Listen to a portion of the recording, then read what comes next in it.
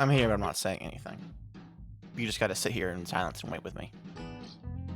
I've decided. Yeah.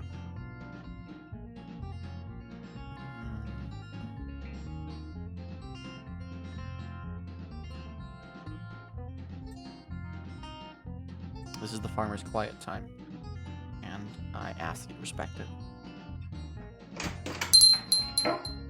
Pull up a chair and What get did I comfy. just Alluring say? Allegro. Welcome What to the did I stream. It's my quiet time, and you're out here jangling bells?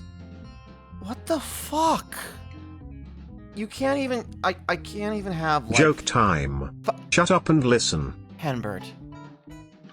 Why Henbert. don't chickens like chefs? I don't know, Henbert. Why don't they like chefs? They're known for beating eggs. That's horrible. Why would you do this during my farmer quiet time? I just... You know, sometimes the things you say, they hurt other people, you know? And I just... Okay, this bit has stopped being funny. Once the bot got involved, the bit stopped being funny and I can't bring it back. So, okay, never mind. Quiet time over. Loud time begins. Hi, Allegro. I thought I had a funny bit. I did not. Not even 2 minutes in and Hember is getting reprimanded. It's true. Well, technically the bot has been active for 30 minutes because I got stream up and ready to go and then I realized, hey, I'm really hungry. Why am I really hungry? Oh, right, I haven't eaten at all today. That might have something to do with it. Just a smidge. Just the tiniest bit. Thank you for the veg. We're just gonna go ahead and get right into it because we only have like 2 hours to go, so let's just fucking... Howdy, farm hands. Howdy. My name is Gutta, and welcome to the stream. We're doing something a little different, a little weird. Praise the cube. True, Captain Comic Geek. Praise the cube. I don't know where I'm logging in. I could not stream yesterday. My beautiful wife wasn't feeling well. Okay. All right. So, as you can see, I have made an alteration. I have added a mod that alters where the text is. Can someone type something in chat? Anything. Anything at all. Actually, no, I should probably find a bed real quick while waiting for this. Move, I'm gay. Okay. So, as people are typing in chat, and nothing is appearing on screen, it's supposed to be. I put in an authorization key and everything, but Twitch chat is supposed to show up on my end. Oh wow, I wasn't expecting you. Prince Raglan, make sure you behave or I'll reveal your IP address to the world. Henbert. That's right. I know your exact location at this very moment. Henbert. Don't bother trying to run. Henbert. I will still find you. Henbert, stop threatening people, I swear. With that in mind, we are going to spend just a quick second editing overlay settings. That's not correct. Where is change position? We're going to move you back over here. Confirm. Back. Escape.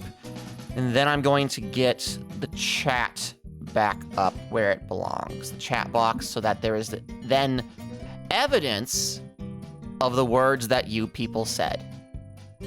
There. Test. There we are. All right. I thought for some reason that it just wouldn't trigger unless I was streaming. Like the mod wouldn't do anything unless my chat was active. However, it appears that no, it's just not working. So I'll fiddle with that. Maybe by next stream, that'll be fixed. Just so that we can, like, see what's going on in the server while also seeing everyone else talking and stuff. I don't know. I don't fucking know. But yes, welcome everyone. Oh, right, I did. I've done a little bit of work. on the cube. You can see in the mini map there's some weird textures. I've just been dropping blocks down.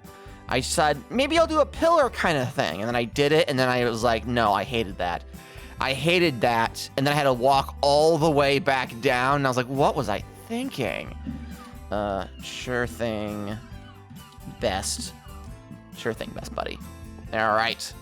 So Raggles will be coming by in about a half an hour and will bother us. I do need to switch to open and streaming so that everyone knows it. In the meantime, we're going to work on the cube. We're going to work on the cube. Welcome into stream, everyone. How are we today? How are we today? I have had not a bad day. I've had a fun day. Cube-cumber? Oh, no. Oh, no. I got to do something with that. That's funny. That's kind of funny. No, you didn't even say cumber. You said cube-er. You had an R at the end, and I assumed you were saying cube-cumber. I have vegetables on the brain. I have veg on the brain. I can't control myself. I simply can't help it. I did a lot of cleaning today. My beautiful wife knows that the time I have as her house husband is, thank you for the veg. Thank you, thank you, thank you. Do I actually have cucumbers as an option for the veg? I'll have to go and see. The pixel art that I used was from itch.io. It was a free use pack. So I didn't really pay too much attention to it. I was like, yeah, this is good. It's vegetables. I know there's beets and wheat and such. You know what? Cucumbers aren't in Minecraft, so I probably removed the cucumbers from the list. I should add them back. So, I don't know if the microphone caught that, but that was the sound of shattering glass coming from my kitchen. So I'm gonna be right back.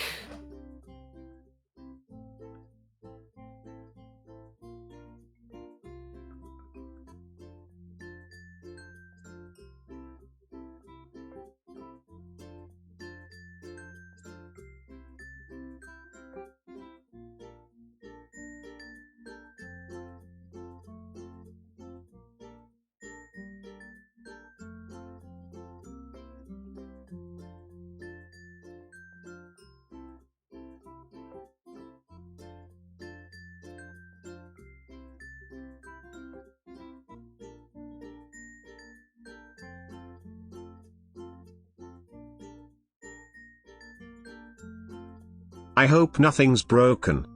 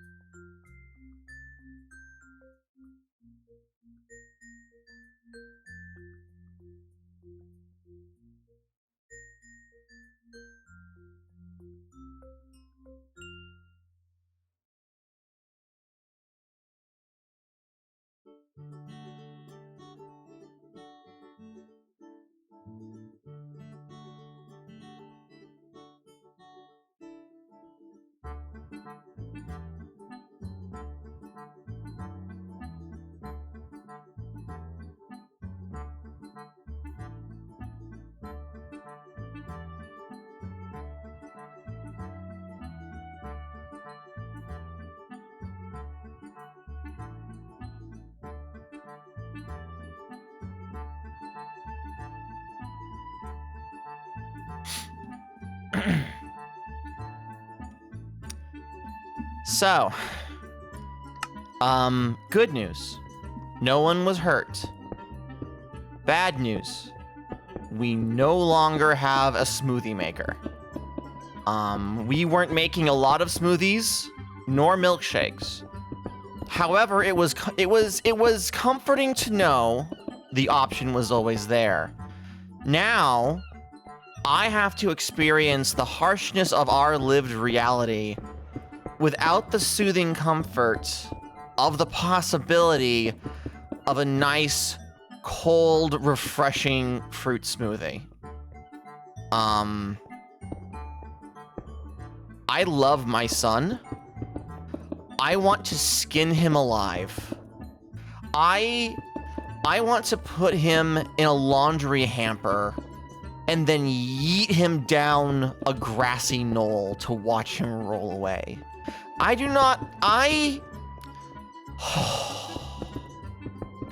Ever since he had his surgery, he has been worse. And I understand that the reason why, it's not entirely his fault, right?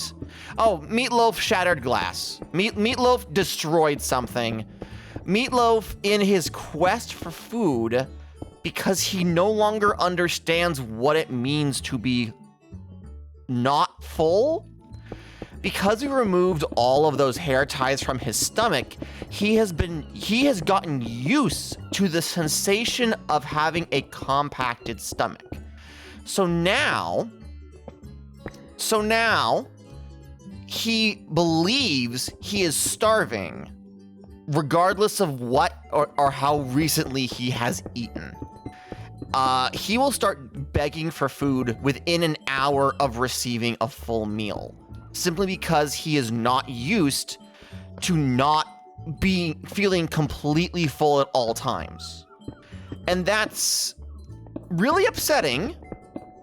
One, because I don't want my cat to like psychologically suffer because he purposefully did the equivalent of those like weight loss belly bands that were popular in the 90s. I don't know if that surgery is still like a thing that's considered medically acceptable. But I know in the 90s they were. And now that's been removed. But also, he's doing things like breaking into cupboards. We have had to remove all our snack foods from its place atop our large wooden pantry because he has parkoured his way up there to attempt to eat my wife's frosted cookies. She has a bag of really shitty bagged cookies that have like this vague sugary glaze on them. And Meatloaf says, "Oh boy, I want that." He will try to steal the entire loaf of bread in its packaging from my hand while I am holding it. He will find his way to any surface, any counter, just on top of anything, and attempt to reach out, that was the opposite of what I was trying to do, with his little putty paw to grab it so he can run with it. And then he'll attempt to devour the entire plastic bag of bread before I can get it away from him. He hasn't succeeded, but he genuinely thinks he is starving. So I guess in his quest to find snackage, he went up top. He went above the cabinets. Simply feed him more. No, that is not how that works at all. He has to get used to the new status quo. However, in his quest, no surface is safe, and he knocked over and shattered some glass stuff that I had. He's a hungry boy. He's not. He's not a hungry boy. He just thinks he's starving because he's not inhumanly full all the time now. And I don't know what to do about it. Yeah, no, he thinks he's hungry because he had the bands in his stomach and now those have been removed. This isn't him actually needing to be fed. Yeah, the status quo of not having 16 fucking hair ties in his stomach. God. You're just a proponent of feeding him a snack. God. What's terrible is that even though they are not affected by this, the moment Meatloaf starts begging, Priscilla and Brisket start begging too. They're like, listen, if he's gonna get a snack, I want a snack. Like, bruh. He doesn't get a snack and I don't get one. So we're also going to scream for 3 hours immediately after being fed. And I'm like, Meatloaf has an excuse, Brisket. What is yours? What do you think we're doing here? And of course, he doesn't care. Screaming about snacks. We do not. So we, in the past, have had animals that will gorge. Well, I say we. I, in the past, have had animals that gorge, regardless of their feeding schedule. If you have one animal that is food aggressive, you have to adjust the feeding schedules for every animal, because you run eventually everyone else will become monkey see, monkey do, food aggressive as well.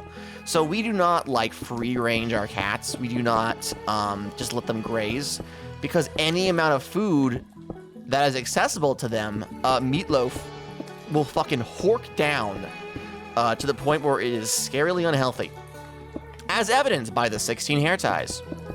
So they do not get fed snacks. They get fed very specific amounts at very specific meal times. And normally, that's fine, because they understand that the food is coming.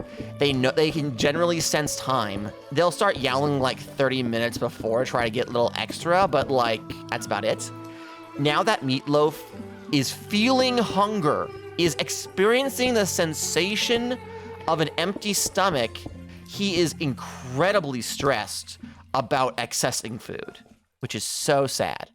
I am sorry you are dealing with a hungry cat, and I am sorry that Meatloaf is in the predicament. Yeah, this is a great topic to begin stream with, isn't it? Just a nice, light, airy kind of discussion about the horrors of never feeling full. Just, yeah, no, this is great. This is the content you all come to me for. I've been watching the latest Quentin reviews video. Has any of you joined Quentin on his journey to watch and review every TV show? Who's Quentin? Quinton, you uneducated swine, is a YouTuber who, for whatever fucking reason, has decided that he is going to watch and then review every TV show connected to iCarly. And he does this in the style of 6-hour video essays. It is absolutely wild. Oh, that guy! Yes, he has recently released what I believe is the last video of the Sam and Cat retrospective. Not because there was so much of Sam and Cat to cover. No. Because Sam and Cat is ostensibly the end of his review, unless people convince him to do Drake and Josh, but that's unrelated. You could have just said the guy who did the Victorious video, lol. Listen, I do not want to parasocially impress anything upon this man. He suffers enough in this hell of his own design that he has created. However, if I met this man IRL, despite never being a bar guy myself and having very specific tastes of alcohol, I would bring this man to a bar so I could buy him a drink, right? Like, I know him as the guy of iCarly fame, so yeah, no, that guy. I am about 4 hours in. And what is fascinating is, so his style, right, is that he'll review so many episodes of a show, and then he'll do an intermission, which could be its own unique video essay, only tangentially related to the production of the show he's actually reviewing. And it's always about, it's about the show, or people who are on the show, or behind the scenes development stuff. The problem is, his first intermission has been going on for an hour and a half so far. Because intermission 1 of this 6-hour video is about all the stuff that he didn't cover in previous videos.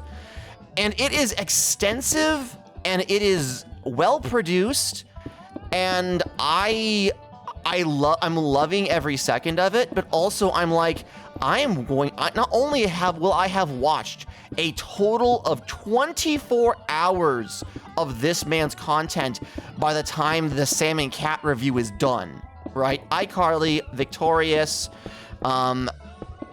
yeah, just those, and then Sam and Cat, right? 24 human hours of my life will have been spent watching this man discuss a series of sitcoms that I didn't even watch growing up, right? Like, I watched the original couple seasons of iCarly and then aged out of the programming that was on Nickelodeon during that time period. I was vaguely aware Victorious was a thing as that shitty show that had one good song and was a sign that children's media was going down the shitter.